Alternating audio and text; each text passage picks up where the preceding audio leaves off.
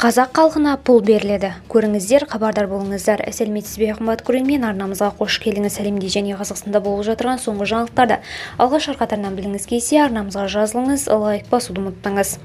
Астанада жеке үйде тұратын табысы аз азаматтарға көмір сатып алуға өтемақы беріледі. Астанада пешпен жылытылатын жер үйде тұратындарға өтемақы төленеді. Астана қаласының жұмыспен қамту және әлеуметтік қорғау басқармасының мәліметінше, қатты отынды сатып алуға әлеуметтік көмек жан басына шаққанда табысы ең төмен күнкөріс деңгейінің 4 еселенген мөлшерінен аспайтын және өзінде де, отбасы мүшелерінде де басқа тұрғын үй болмаған жағдайда пешпен жылытылатын жеке тұрғын үйде тұратын, оның жекеменшік иесі немесе жекеменшік иесінің отбасы мүшелері болып саналатын келесі санаттағы азаматтарға беріледі.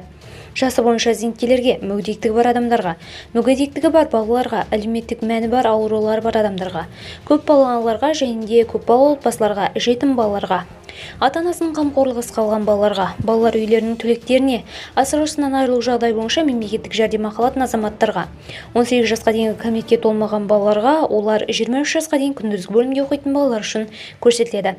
Жылыту маусымына берілетін өтемақы мөлшері 16 айлық есептік көрсеткіш.